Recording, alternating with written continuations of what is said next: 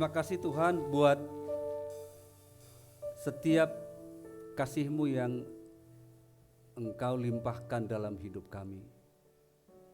Di tengah-tengah ketidaksetiaan kami, di tengah-tengah ketidakacuhan kami, tapi Tuhan tetap setia. Kami bersyukur punya Allah, punya Tuhan yang begitu mengasihi kami ya Tuhan. Bahkan hingga kami ada di awal bulan terakhir di tahun ini. 11 bulan kami sudah lalui ya Tuhan. Banyak warna kehidupan yang kami lalui. Tapi kami terus ditolong oleh Tuhan. Berkali-kali kami jatuh, berkali-kali Tuhan angkat kami. Tuhan, dari tadi kami udah bernyanyi bagi Tuhan, kiranya Tuhan senang dengan setiap pujian kami. Dan tibalah saatnya kami yang akan mendengarkan Engkau bersabda lewat hamba. Oleh sebab itu ya Tuhan, Roh Kudus bekerja di dalam setiap hati dan pikiran kami, agar pemberitaan firman Tuhan ini menjadi waktu yang begitu berharga bagi kami.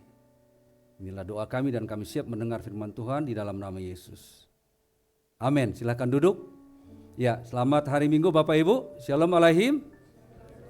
Ya, nggak terasa kita sudah ada di awal Desember ya. 11 bulan kita lalui. Tentu banyak kali yang kita hadapi. Dan setiap awal Desember kita juga disuguhi dengan nuansa Natal ya. Nuansa Natal itu sebabnya hari ini kita masuk di dalam Minggu Advent yang pertama sampai dengan Minggu Advent yang keempat. Ya, masih dengan tema besar kita sepanjang November dan Desember. Tema besar kita adalah menerangi dunia dengan kabar baik. Bapak Ibu, seharusnya tema besar ini bukan hanya tema besar sepanjang 2 bulan ya. Betul kan? Kita ingat apa kata Tuhan dalam Matius yang kelima, kamu adalah terang dunia. Tuhan gak katakan jadilah terang, enggak. Kamu adalah terang dunia.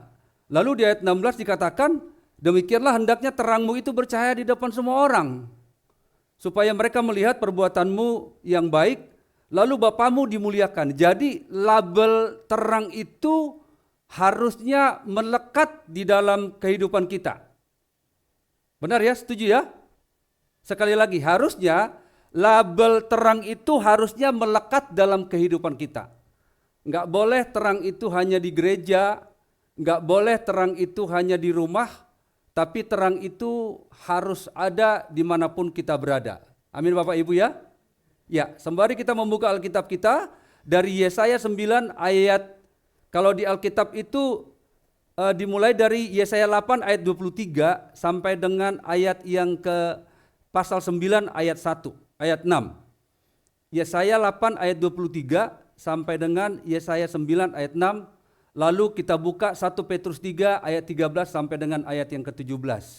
Oh ya, ada Bang Ago. Terima kasih Bang Ago, turut berduka cita atas opungnya yang sudah Tuhan panggil. Ya. Sekali lagi kita buka dari Yesaya pasal yang ke-8 ayat 23 sampai dengan pasal 9 ayat yang ke-6, lalu 1 Petrus 3 ayat 13 sampai dengan ayat 17. Saya baca buat kita semua. Judul perikopnya Kelahiran Raja Damai. Tetapi tidak selamanya akan ada kesuraman untuk negeri yang terimpit itu. Kalau dahulu Tuhan merendahkan tanah Zebulon dan tanah Naftali, maka di kemudian hari Ia akan memuliakan jalan ke laut, daerah seberang sungai Yordan, wilayah bangsa-bangsa lain. Bangsa yang berjalan di dalam kegelapan telah melihat terang yang besar. Mereka yang diam di negeri kekelaman, atasnya terang telah bersinar. Engkau telah menimbulkan banyak sorak-sorak dan sukacita yang besar. Mereka telah bersukacita di hadapanmu, seperti sukacita di waktu panen, seperti orang bersorak-sorak waktu membagi-bagi jarahan. Sebab kuk yang menekannya dan gandar yang di atas bahunya, serta tongkat si penindas telah kau patahkan seperti pada hari kekalahan Midian. Sebab setiap sepatu tentara yang berderap-derap dan setiap jubah yang berlumuran darah akan menjadi umpan api. Sebab seorang anak telah lahir untuk kita, seorang putra telah diberikan untuk kita. Lambang pemerintahan ada di atas bahunya, dan namanya disebutkan orang, penasihat ajaib, Allah yang perkasa, Bapa yang kekal, Raja damai. Besar kekuasaannya, dan damai sejahtera tidak akan berkesudahan di atas tahta Daud dan di dalam kerajaannya. Karena ia mendasarkan dan mengokohkannya dengan keadilan dan kebenaran dari sekarang sampai selama-lamanya. Kecemburuan Tuhan semesta alam akan melakukan hal ini. Mari kita buka Bapak Ibu dari 1 Petrus 3 ayat yang ke-13 sampai dengan ayat yang ke-17 saya baca buat kita. Hari ini kita ada 2 ayat pembacaan firman Tuhan. Saya baca dari ayat 13 dari 1 Petrus 3 ayat yang ke-13. Demikian firman Tuhan. Menderita dengan sabar. Dan siapakah yang akan berbuat jahat terhadap kamu jika kamu rajin berbuat baik? Tetapi sekalipun kamu harus menderita juga karena kebenaran, kamu akan berbahagia. Sebab itu, janganlah kamu takuti apa yang mereka takuti, dan janganlah gentar. Tetapi kuduskanlah Kristus dalam hatimu sebagai Tuhan, dan siap sedialah pada segala waktu untuk memberi pertanggungan jawab kepada tiap-tiap orang yang meminta pertanggungan jawab dari kamu tentang pengharapan yang ada padamu. Tetapi haruslah dengan lemah lembut dan hormat, dan dengan hati nurani yang murni, supaya mereka yang memfitnah kamu karena hidupmu yang saleh dalam Kristus menjadi malu karena fitnahan mereka itu. Sebab lebih baik menderita karena berbuat baik, jika hal itu dikehendaki Allah, daripada menderita karena berbuat jahat. Ya Bapak Ibu, itulah firman Tuhan buat kita pada hari ini. Yang berbahagia adalah kita semua yang sudah membaca firman Tuhan, terlebih kita yang menjadi pelaku firman Tuhan. Saya pikir setiap kelahiran pasti membawa pengharapan. Kelahiran apapun selalu identik dengan sebuah harapan, apapun itu. Mau tumbuh-tumbuhan, mau hewan, mau apapun itu selalu bawa pengharapan. Saya pernah nonton televisi, harimau Sumatera lahir di salah satu negara di Amerika, negara bagian. Lalu dikatakan betapa ini kabar baik buat hewan yang mulai langka, yaitu harimau Sumatera. Satu contoh lagi, ketika kita menanam katakanlah biji mangga, kita tanam, lalu biji mangga itu tunasnya mulai tumbuh. Pasti kita senang. Kemudian kita lihat, pasti berpikir, wah, ini ketika berbuah, enak banget bukan? Padahal baru tunas, tapi pikirannya sudah, iya enak banget. Atau kita mendengar istri atau anggota keluarga kita yang sudah ibu, lalu ia kasih kabar baik bahwa saya sudah hamil. Kemudian pasti keluarga bersuka cita, apalagi suaminya pasti bersuka cita, meskipun baru hamil, ia pasti berpikir begini, akhirnya aku punya anak, akhirnya aku punya ahli waris, akhirnya aku punya momongan. Walaupun masih 7 bulan, 8 bulan ke depan. Tapi setiap kelahiran pasti membawa pengharapan. Apapun statusmu Bapak Ibu, apapun, berapapun umurmu, apapun latar belakang pendidikan kita, tidak melihat siapa orang tua kita. Karena pengharapan itu adalah milik semua orang, milik semua yang hidup. Dan kelahiran itu harusnya membawa perubahan. Kelahiran itu ada kadang-kala buat hewan, buat tumbuh-tumbuhan yang langka, itu memberikan pengharapan bahwa hewan itu ternyata nggak musnah. Lalu dikembangbiakkan secara baik. Dengan kata lain, harapan akan membawa sukacita ke dalam setiap kita. Bapak Ibu, bacaan kita tadi menunjukkan bagaimana pemberontakan bangsa Israel setelah Israel keluar dari Mesir. Mereka jatuh dan jatuh, mereka berulang kali memberontak kepada Tuhan. Walaupun Tuhan berulang kali seperti nyanyian kita tadi itu. Walaupun Tuhan berulang kali memberikan suatu kejadian yang di luar nalar kita. Saya ulangi sekali lagi khotbah saya 2 minggu yang lalu. Tidak ada kejadian di dunia manapun bahwa air laut dibelah menjadi kering. Tidak ada. Hanya orang Israel yang melihat itu. Tidak ada bangsa di dunia ini yang menerima mana selama 40 tahun kurang. Mereka terima mana dari sorga. Tidak ada bangsa lain yang menerima itu. Dan berpuluh tahun menerima makanan daging setiap hari. Hanya bangsa Israel. Tapi berkali-kali mereka jatuh. Berkali-kali mereka jatuh. Maka akibat ketidaktaatan mereka, Satu ayat sebelum bacaan kita tadi itu, dari Yesaya 8 ayat 22, saya baca buat kita. Apa keadaan bangsa Israel? Yesaya 8 ayat 22. Dan akan melihat bumi, dan sesungguhnya hanya kesesakan dan kegelapan, kesuraman yang menghimpit, dan mereka akan dibuang ke dalam kabut. Jadi itulah keadaan bangsa Israel akibat ketidaktaatan mereka. Dan di pasal 8 ayat 23 diulangi lagi itu. Mereka mengalami kesuraman. Dan di ayat pasal 9 ayat 1 mereka ada dalam kegelapan. Bapak Ibu, Alkitab memakai kata kegelapan ini sebagai lambang dari kejahatan. Alkitab memakai kata kegelapan ini sebagai lambang dari hukuman. Alkitab memakai kata kegelapan ini sebagai lambang atas keadaan yang sukar, atas ketidakpastian hukum, dan melambangkan kematian. Itulah kegelapan. Jadi bisa ditampilkan, Dek. Akar kata kegelapan ini adalah Chosek, C-H-O-S-E-K, ya artinya kegelapan, atau penderitaan, atau kehancuran, atau kematian, atau ketidaktahuan, atau kesedihan, atau kejahatan, atau ketidakjelasan. Jadi gambaran itu memberikan kepada kita bahwa kehidupan secara manusia mustahil keadaan bangsa Israel saat itu, bahkan mustahil keadaan kita akibat ketidaktaatan kita itu bisa diperbaiki. Hanya Tuhan yang bisa memperbaiki. Dan mustahil tanpa Tuhan kita punya masa depan yang cerah. Tanpa Tuhan kita mengalami madesu alias masa depan yang suram. Masa depan apa? Masa depan kita di dunia dan masa depan kita nanti di akhirat. Namun begitu banyak orang menganggap bahwa masa depan kita hanya di dunia. Lalu orang berlomba-lomba untuk mengejar kemegahan dunia ini. Saya pikir gak salah. Sekali lagi, saya pikir gak salah orang mengejar kemegahan dunia. Tapi jangan lupa, dari siapa itu? Kalau orang mengejar kemegahan dunia tapi ia patah dari sumber berkat. Itu ibarat pohon. Ketika ia patah, maka ia akan tidak pernah berbuah. Boro-boro berbuah, ia tidak akan pernah bertumbuh. Ia tidak akan pernah bertunas. Karena ia sudah patah dari rantingnya. Itulah keadaan bangsa Israel. Sebelum Yesus datang. Lalu 700 tahun kemudian, setelah Yesaya menubuatkan nubuatan ini. Karena Yesaya lahir itu kurang lebih tahun 765. Jadi taruhlah Yesaya berumur 30-40 tahun waktu menubuatkan ini. Lalu 700 tahun kemudian terang itu datang. Lalu kita dikatakan anak-anak terang. Karena apa? Karena kita anak-anak Kristus dan itu diperjelas oleh Yohanes 12 ayat 35 sampai 36. Saya baca begini.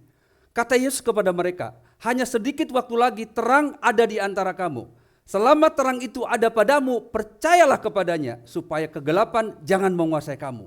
Barang siapa berjalan dalam kegelapan, ia tidak akan tahu kemana ia pergi. Percayalah kepada terang itu. Selama terang itu ada padamu, supaya kamu menjadi anak-anak terang. Sesudah berkata demikian, Yesus pergi bersembunyi dari antara mereka. Lalu diperjelas Bapak Ibu, diperjelas di dalam 1 Tesalonika 4, ayat 1 Tesalonika 5 ayat 4 dan ayat 5. Nanti kita masuk kepada poinnya. Tetapi kamu saudara-saudara, kamu tidak hidup di dalam kegelapan. Sehingga hari itu tiba-tiba mendatangi kamu seperti pencuri. Karena kamu semua adalah anak-anak terang dan anak-anak siang. Kita bukanlah orang-orang malam atau orang-orang kegelapan. Bapak Ibu, ayat ini tidak hanya sekedar kalimat berita begini. Oh kita anak-anak terang ya. Oh Grip itu anak-anak terang ya. Enggak. Oh semua orang yang percaya kepada Kristus itu anak-anak terang ya? Tidak. Tapi ada tuntutan di dalamnya untuk kita menjadi saksi yang benar. Untuk kita menjadi orang yang Tuhan harapkan.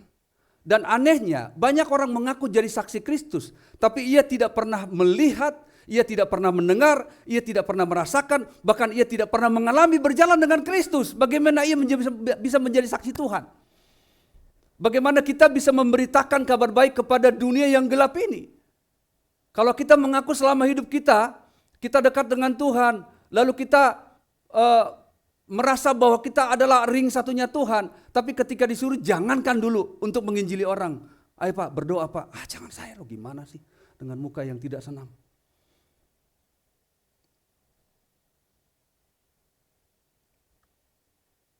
Jadi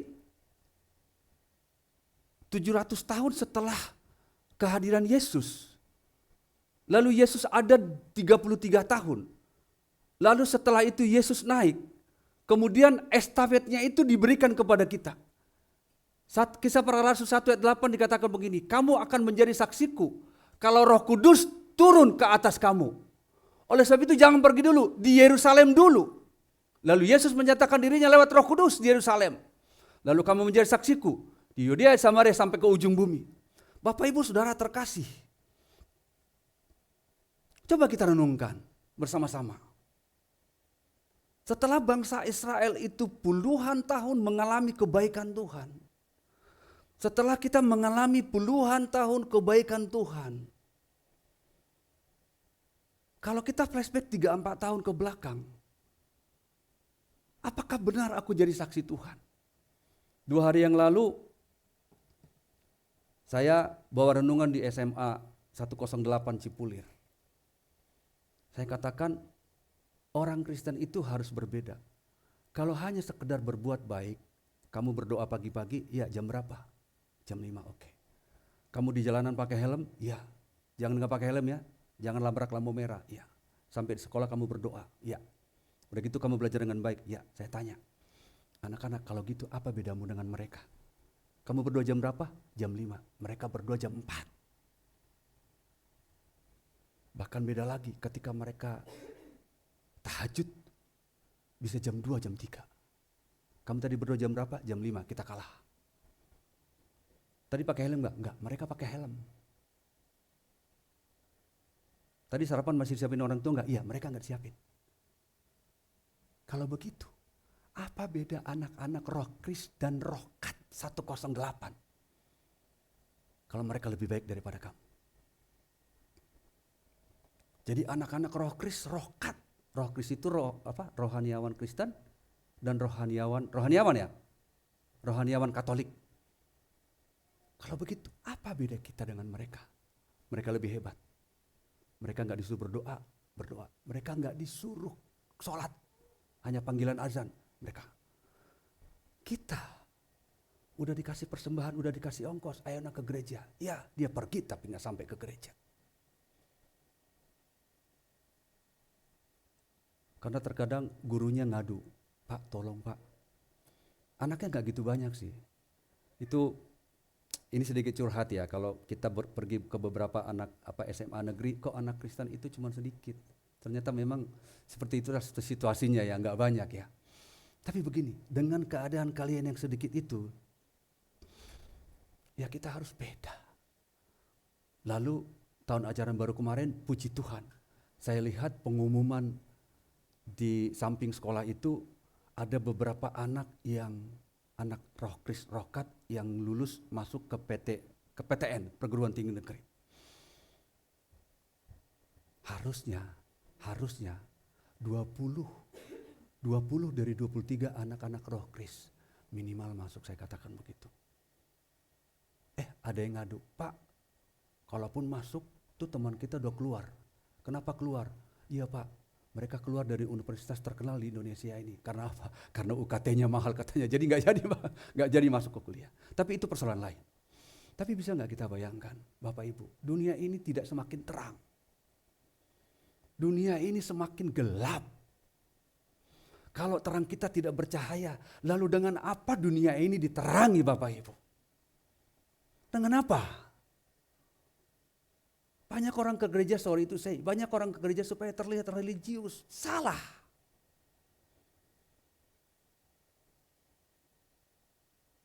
Untuk kita belajar semakin dekat dan supaya terang itu tidak pernah redup dalam hidup kita. Kita baca 1 Petrus 3 ayat yang ke-13 sampai dengan ayat yang ke-17 tadi itu.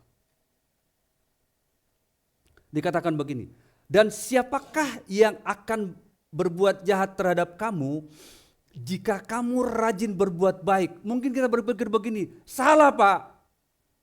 Semakin aku berbuat baik, semakin orang mengenal aku. Semakin aku menuruti firman Tuhan, semakin aku ditekan di kantor. Semakin aku melakukan firman Tuhan, justru orang tidak menghormati aku. Boleh lihat? Bapak Ibu, berapa tahun Yusuf dipelonco oleh Tuhan? Berapa tahun? Yusuf dijual oleh saudara-saudaranya berumur 17 tahun. Lalu Alkitab berkata di dalam Kejadian 49, Yusuf diangkat jadi orang kedua di Mesir berumur 30 tahun. Artinya Yusuf dipelonco Tuhan berapa tahun? 13 tahun. Awalnya mungkin Yusuf berkata begini, Tuhan aku baik, kok aku dibuli oleh abang-abangku. Mereka tidak hanya bully, aku dibuang di sumur. Mereka angkat, lalu dijual ke orang Midian. Habis itu aku dijual ke keluarga Potifar, lalu aku difitnah. Aku gak mau Tuhan. Nampaknya pelonco Tuhan di situ membuat mata kita tertutup, belum selesai. Sebelum Tuhan katakan it's enough, finish, belum selesai. 13 tahun Bapak Ibu, 25 tahun Abraham menunggu kelahiran anaknya Ishak. Tapi kalau kita baca sepertinya paradoks ya. Paradoks, coba. Dan siapakah yang akan berbuat jahat terhadap kamu jika kamu rajin berbuat baik? Mungkin di awalnya memang gak enak. Tapi percayalah, tidak ada perbuatan baik yang tidak dibalas dengan baik. Kalau kita tanam padi memang yang nemu tidak hanya padi Bapak Ibu. Pasti ada rumput-rumput, betul? Betul kan? Pasti ada rumput. Tapi percayalah, di tengah-tengah rumput itu, setinggi apapun rumput, pasti lebih tinggi padi. Tidak ada tumbuhan di tengah-tengah padi yang lebih tinggi dari padi. Saya pastikan itu. Oleh sebab itu, terang kita itu harus terus bercahaya. Even itu di tengah-tengah orang yang tidak menyenangkan kita. Justru terang itu harus bercahaya di tengah-tengah orang yang tidak menyenangkan. Setuju? Setuju ya? Saya baca sekali lagi ayat 13. Dari 1 Petrus 3 ayat 13. Dan siapakah yang akan berbuat jahat terhadap kamu jika kamu rajin berbuat baik? Tetapi sekalipun kamu harus menderita juga karena kebenaran, kamu akan berbahagia. Titik. Tidak koma. Tidak ada alasan, no reason. Sekali lagi saya baca ayat 14. Tetapi sekalipun kamu harus menderita juga karena kebenaran, kamu akan. Alkitab tidak katakan kamu berbahagia, tidak. Kamu akan. Berarti progresnya menuju kepada kebahagiaan. Itu identik dengan Yakobus 1 ayat 2 sampai 4. Saudaraku, anggaplah sebagai suatu kebahagiaan apabila kamu jatuh ke dalam berbagai pencobaan. Itu koma, tidak titik. Sebab ujian terhadap imanmu itu menghasilkan ketekunan, baru titik. Itu ayat 13. Jadi kebahagiaan itu next. Di awal memang gak enak Bapak Ibu. Tapi bagaimanapun terang kita itu gak boleh redup. Terang kita itu gak boleh bahkan padam. Saya baca selanjutnya. Sebab itu ayat 14b. Sebab itu janganlah kamu takuti apa yang mereka takuti. Dan janganlah gentar. Ayat 15. Tetapi kuduskanlah Kristus di dalam hatimu sebagai Tuhan. Artinya Tuhan yang ada di dalam kita itu tidak boleh dicemari oleh apapun yang ada di sekitar kita. Memang susah mempertahankannya. Apalagi kita cuma satu-satunya di tengah-tengah komunitas yang tidak mendukung. Tapi justru itu kesempatan bagi kita untuk menguji seberapa hebat terang kita bercahaya. Bapak Ibu, kalau kita di tengah-tengah sama-sama terang, kira-kira ada ujian yang berat enggak? Ada enggak? Ada mungkin ujiannya ya. Tapi ketika kita ada di tengah-tengah satu-satunya, di tengah-tengah ketidakterang, saya pikir ujiannya pasti berat. Oleh sebab itulah, oleh ujian yang Tuhan izinkan kita pada saat ini, untuk nyala kita tetap menyala, maka Kristus tidak boleh tercemar oleh kelakuan kita. Percuma orang Kristen, percuma orang ke gereja tiap hari. Kata percuma itu gak enak loh. Gak enak. Percuma katanya, sedih banget. Karena apa? Karena mungkin mereka tidak melihat ada terang di dalam kita. Ada cahaya yang memancar. Sehingga oleh cahaya itu orang Kristen enak ya. Bu Emi pernah bersaksi. Iya, dia di tengah-tengah lahan hijau. Pasti orang Kristen. Jadi orang melihat label kita itu. Emang harus melekat seperti yang saya katakan tadi. Saya baca lanjutan ayat 15. Tetapi kuduskanlah Kristus di dalam hatimu sebagai Tuhan. Dan siap sedialah pada segala waktu untuk memberi pertanggunganjawab kepada tiap-tiap orang yang meminta pertanggungjawab dari kamu tentang pengharapan yang ada padamu. Tetapi haruslah dengan lemah lembut dan hormat. Ini kita diajak untuk berapologet. Untuk mempertahankan iman kita. Kita kemarin dalam jam doa, kapan itu ya, kita membahas tentang apologet. 2 atau 3 minggu yang lalu, ketika Bang Ago memberikan pernyataan bagaimana di sosial media itu tanya jawab yang begitu riuh ya. Kita diajak untuk berapologet, untuk mempertahankan iman kita. Pertanyaannya begini, bagaimana kita mempertahankan iman kita? Bagaimana kita memberikan pertanggungjawab ketika orang memintanya begini? Lu katanya orang Kristen. Yes. Kalau lu orang Kristen, kan di Alkitab berkata begini, kalau lu ditampar pipi kiri, balas dengan tendangan, bukan? Kalau kamu ditampar pipi kiri, siapa yang mau? Itu ajaran Kristus. Kalau ada orang yang meminta bajumu, baju. Lalu kita katakan apa? Kasih jubah. Saya berpikir karena ini jubah saya satu-satunya. Tapi berat. Tapi ajaran Tuhan, jika ada orang yang menganiaya kamu, berdoalah bagi mereka dan berkati mereka. Ini warna kekristenan yang unik. Gak usah ke situ dulu ya. Karena itu tantangan iman yang paling berat. Saya pernah ditanya, saya berulang kali, saya katakan ini. Jadi adik kelas kita itu ada pesta kemerdekaan. Sebenarnya tujuan mereka untuk menginjili. Ini kejadian tahun 98. Di sekitar Pamulang, masih sepi Pamulang. Lalu mereka buat pesta kemerdekaan, lalu bagi-bagi brosur. Ini salahnya, bagi-bagi brosur di mana di situ tertera ayat Alkitab. Abang dari anak itu kuliah di UNJ. Bukan UNJ. Apa itu yang di Ciputat? UIN. Singkat cerita, kakaknya datang dengan bawa rombongan. Mau menyerang STT Inalta yang ada di Rempoa. Syukur karena kampus kita baik sama orang sekitar, sama orang Betawi. Orang Betawi itulah yang berhadapan dengan orang banyak itu. Sebelum lu masuk ke kampus, langkahin dulu mayat Ani. Saya tidak bohong.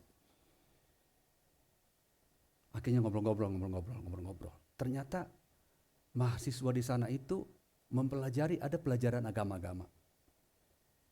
Lalu berdebatlah. Akhirnya jadi teman juga. Lalu berdebat. Lu katanya orang Kristen gak bisa makan babi, kok makan babi sih? Jawaban kita pasti standar kan? Betul kan? Karena apa yang masuk ke dalam mulut itu tidak, yang keluar yang haram. Tapi boleh gak kita menjelaskan kepada mereka satu pernyataan yang membuat mereka, oh ternyata gak ada yang haram ya? Enggak. Kenapa gak ada yang haram? Karena semua yang ada di dunia ini sudah dikuduskan oleh Tuhan. Jarang orang jawab itu. Semua yang ada di dunia ini sudah dikuduskan oleh Tuhan. Jarang ada yang jawab itu. Dengan apa? Dengan firman-Nya. Nah kalau boleh Bapak Ibu Saudara terkasih, minimal kita yang ada di tempat ini tidak pernah mengotori Kristus yang ada di dalam kita. Dengan kata lain, kita harus bisa memberikan pertanggungjawab dengan iman yang ada pada kita. Banyak contohnya Bapak Ibu. Banyak contohnya. Kan habis minggu suka nongkrong di depan tuh. Habis gereja gitu ya. Memang di depan gereja kita itu ada lambang apa Pak Agam? Yang kayak segitiga itu? Trinitas. Gereja lain tidak memakai itu. Entah salib kayak enggak ada ya? Enggak. Di sini banyak gereja. Begitu kita masuk dari parkir, sebelah kiri ada GBI.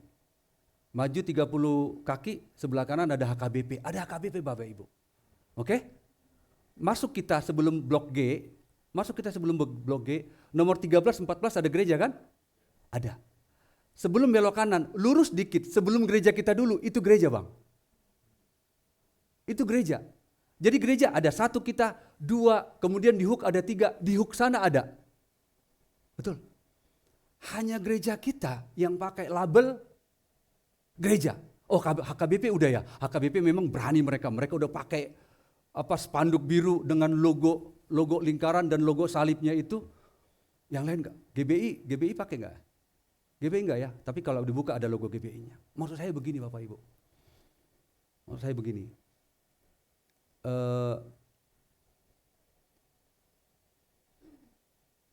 Apa ya, enggak enak ngomongnya.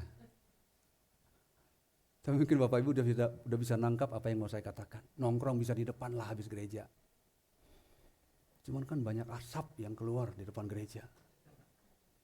Sorry to say. Hanya itu kok. Tapi ini gereja. Sorry to say. Saya ngomong ini dengan kasih. Kita akan bilang, hanya sekedar itu kok Pak Pendeta. Sorry to say. Saya tidak katakan tubuhmu bait Roh Kudus. Enggak. Saya tidak katakan itu tubuhmu bait Roh Kudus. Enggak. Tapi kita harus jadi kesaksian. Mulai dari mana? Kalau enggak, ayat 15 saya baca sekali lagi. Karena itu yang jadi ayat kita. Tetapi kuduskanlah Kristus di dalam hatimu sebagai Tuhan. Dan siap sedialah pada segala waktu untuk memberikan pertanggungan jawab kepada tiap-tiap orang yang meminta pertanggungan jawab dari kamu. Dengan apa? Dengan lemah lembut dan hormat. Saya enggak melarang, terserah kalian di mana. Tapi jangan depan gereja. Please. Sorry. Saya enggak konsep ini khotbah loh. Sorry to say. Supaya enak dipandang mata. Lanjut ya. Nanti saya akan minta maaf 1000 kali maaf. Saya tidak menunjuk siapapun. Ayat 16. Dengan hati nurani yang murni, supaya mereka yang memfitnah kamu karena hidup yang saleh, lihat. Orang yang saleh, orang yang jalan hidupnya benar tidak akan bisa difitnah. Boleh difitnah, tapi lihat. Saya ulangi ayat 16. Dan dengan hati yang nurani dan dengan hati nurani yang murni, supaya mereka yang memfitnah kamu karena hidup yang saleh dalam Kristus menjadi malu karena fitnahan mereka. Tetapi kalau ada celah dari kita, mereka memfitnah kita, dapat masuk gak fitnah mereka? Masuk. Kita mau bilang apa?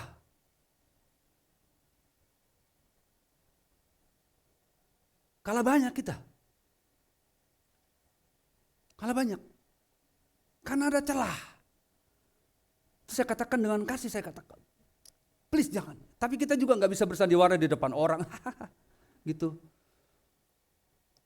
Kita harus jadi terang setiap saat. Ayat 17. Sebab, nah ini dia nih, memang gak enak ya. Sebab kita baca 17-nya sama-sama. Oke, ayat 17. 1, 2, 3.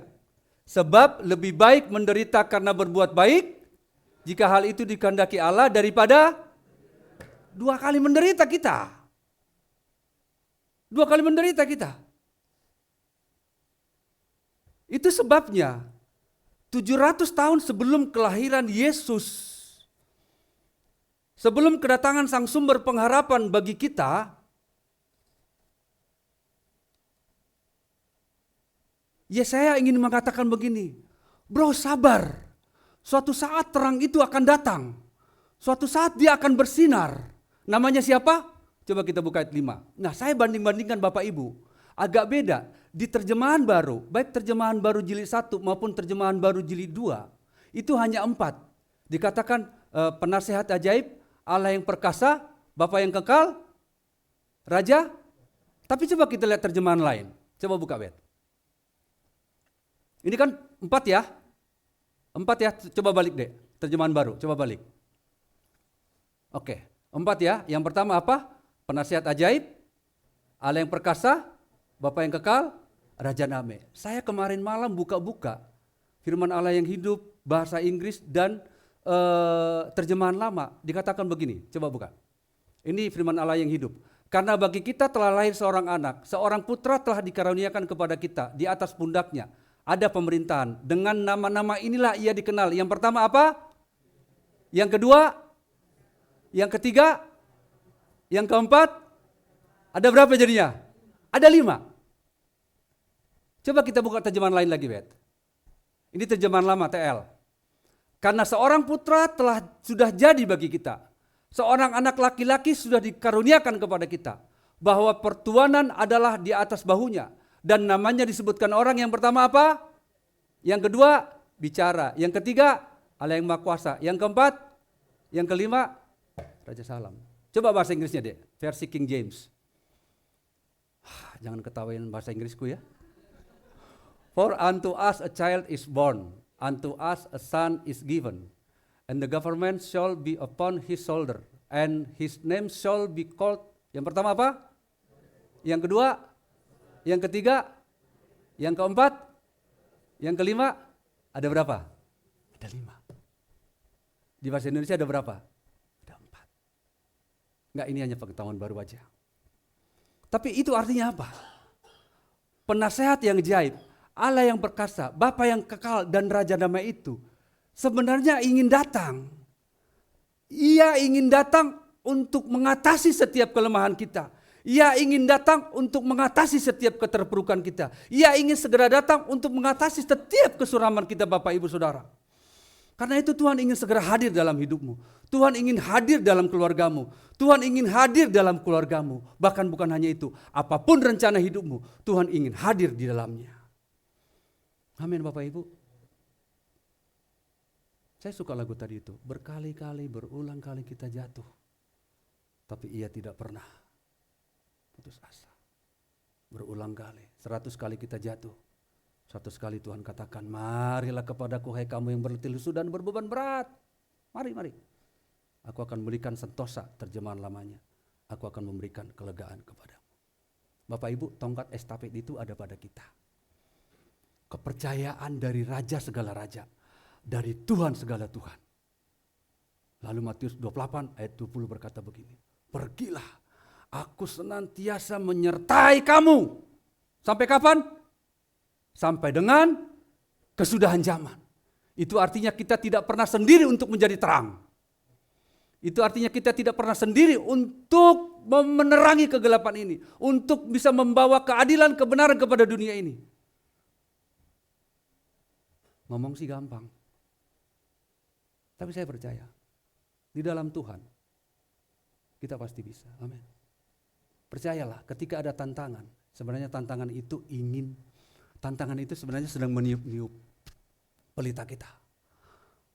Mau padam atau mau enggak, kita terima tantangan itu meniup untuk menyalakannya. Tapi kalau kita tolak tantangan itu, maka tantangan itu akan memadamkan api kita. Bapak Ibu, ayo, jangan pernah terang itu lari dari kita. Ada Tuhan yang akan menyertai kita sampai dengan kesudahan zaman. Amin, mari kita berdoa. Saya undang petugas musik dan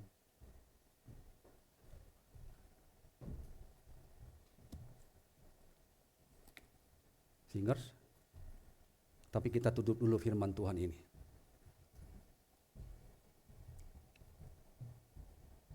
Mari kita berdoa.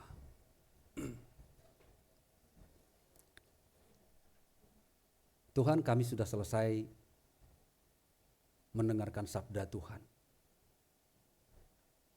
Hari ini kami diingatkan betapa kabar baik itu sudah ada bukan di tengah-tengah kami. Tapi kabar baik itu sudah ada di dalam kami. Kabar baik itu yang akan senantiasa menyertai kami sampai dengan kesudahan zaman. Terima kasih Tuhan atas Tuhan yang selalu berdampingan dengan kami. Meskipun kami sadar atau tidak, tapi kami tidak pernah sendirian di tengah-tengah dunia yang semakin hari semakin gelap. Namun segelap apapun dunia ini, kami gak bisa ikut-ikutan gelap. Justru kami harus memancarkan terang itu kepada setiap orang di sekitar kami.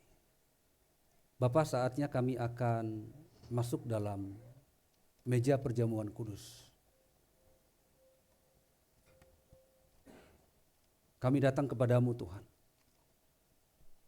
Karena begitu besarnya pengorbananmu kepada setiap kami. Engkau datang menerangi dunia ini tapi justru engkau jadi korban. Korban atas setiap dosa kami. Korban atas setiap perilaku kami yang tidak layak.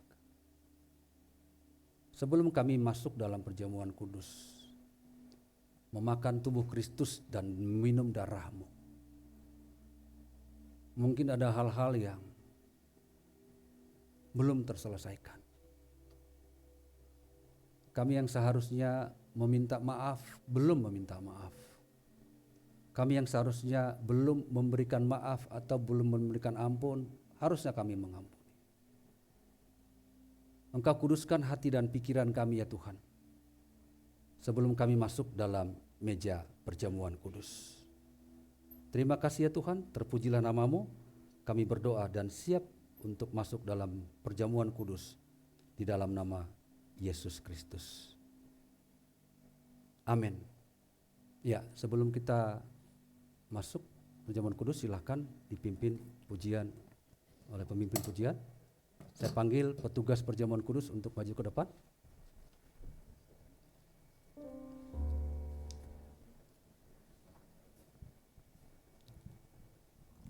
Silakan bernyanyi. Oleh kuasa tetap tebus dosaku,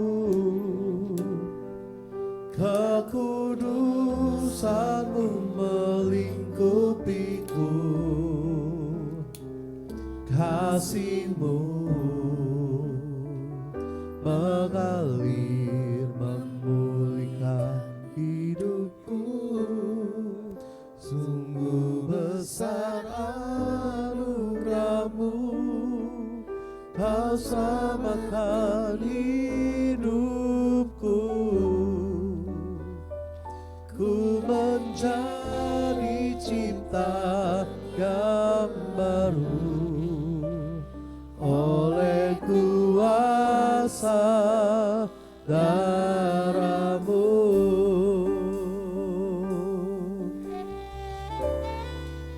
Oleh kuasa darah-Mu, Kau tak tebus dosaku,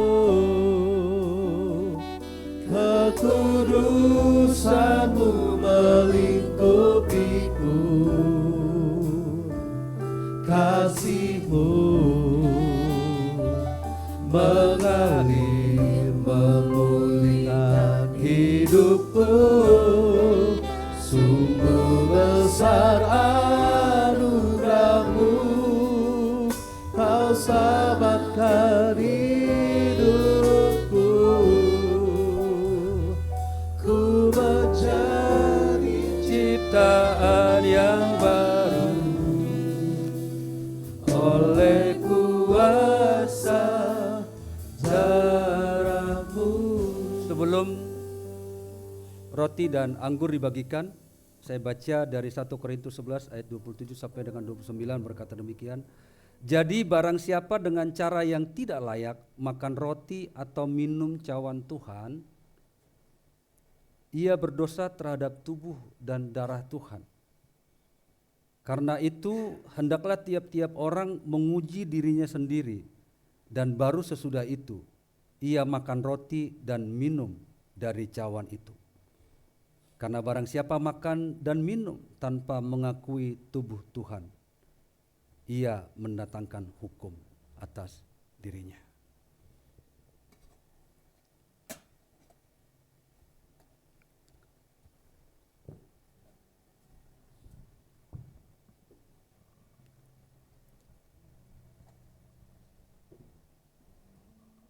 Oleh kuasa darah-Mu,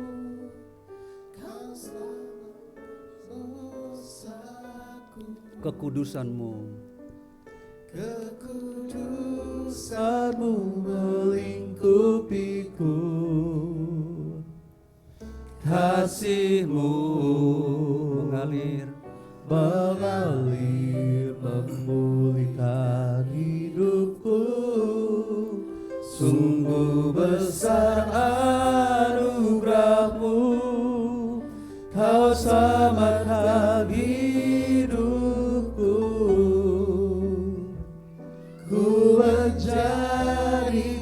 ciptaan yang baru oleh kuasa darah-Mu. Sungguh besar anugerah-Mu, Kau selamatkan hidupku. Ku menjadi ciptaan yang baru Oleh kuasa darah-Mu. Bapak Ibu sudah semua kebagian? Sudah? Sudah ya? Ya.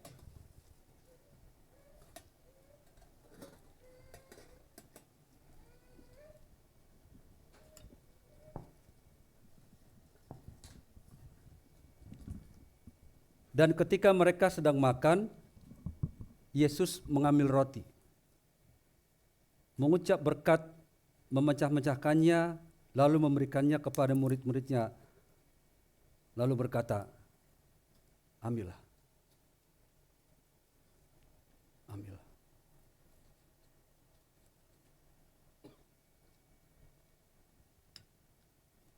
Sesudah itu Yesus mengambil cawan,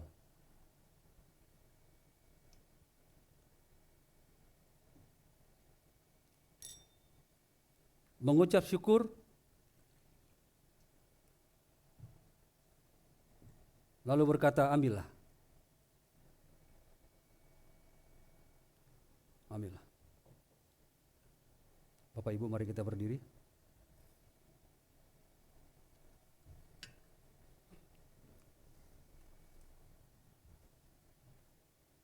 Mari kita angkat hosti kita yang oleh firman Tuhan adalah tubuh Kristus. Sebelum kita memakannya, Pendeta Muda Emi Tumanggor akan berdoa bagi kita. Mari kita berdoa. Bapa di surga, terima kasih Tuhan untuk pagi siang hari ini.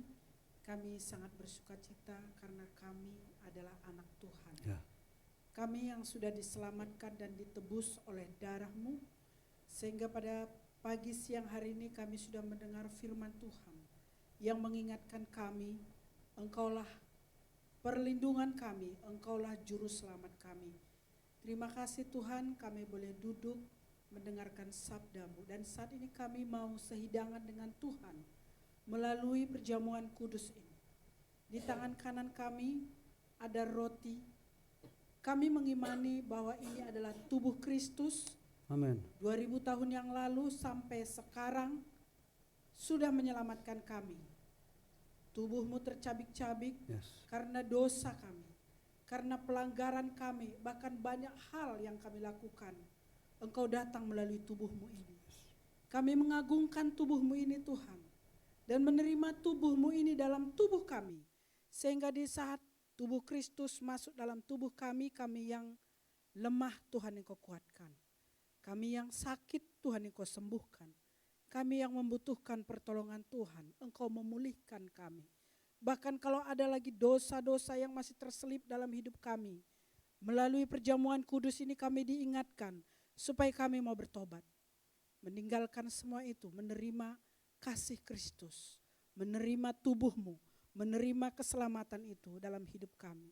Ajar kami Tuhan untuk selalu bersyukur dan menikmati hadirat Tuhan dalam hidup kami. Terima kasih Tuhan buat pengorbanan-Mu, terima kasih buat kasih-Mu yang sudah menyelamatkan kami. Dalam nama Yesus kami berdoa, amin.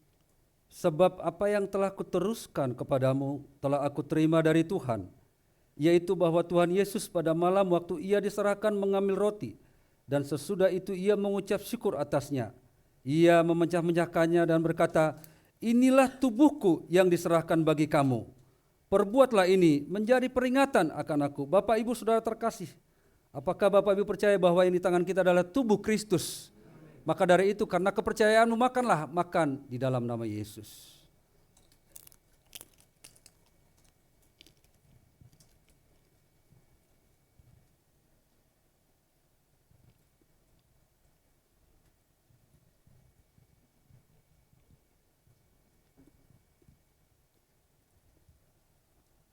Mari kita angkat cawan kita.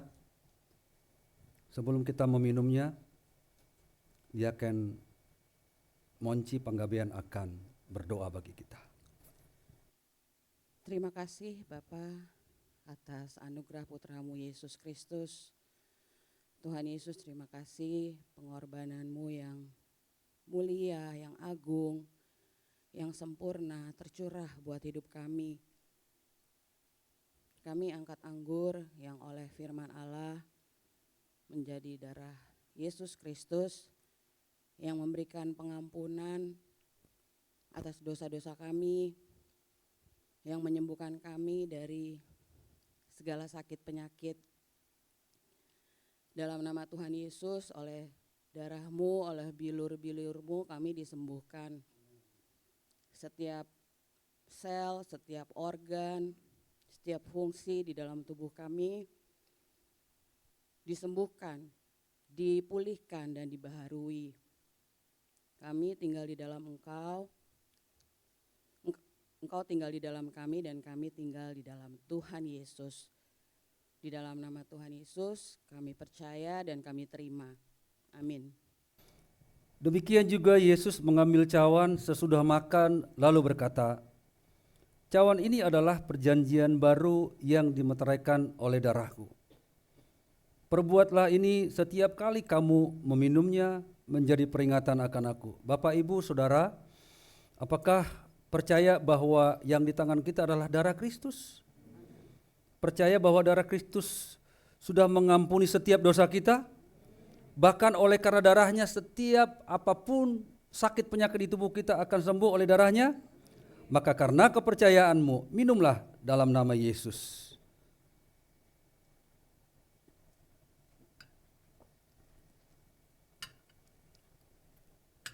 Sebab setiap kali kamu makan roti ini dan minum cawan ini, kamu memberitakan kematian Tuhan sampai Ia datang. Amin. Mari kita bernyanyi, kami memuji kebesaran-Mu. Kami memuji kebesaran-Mu. Ajaib Tuhan, ajaib Tuhan. Kami memuji kebesaran-Mu. Ajaib Tuhan, ajaib Tuhan, ajaib Kau Tuhan, ajaib Tuhan,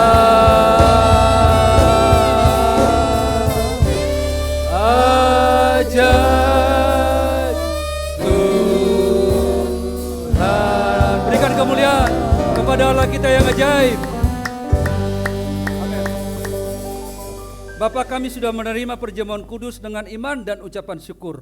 Bahkan kami sudah menerima mujizat dalam nama Yesus. Bersama katakan amin. Amin. Bapak Ibu.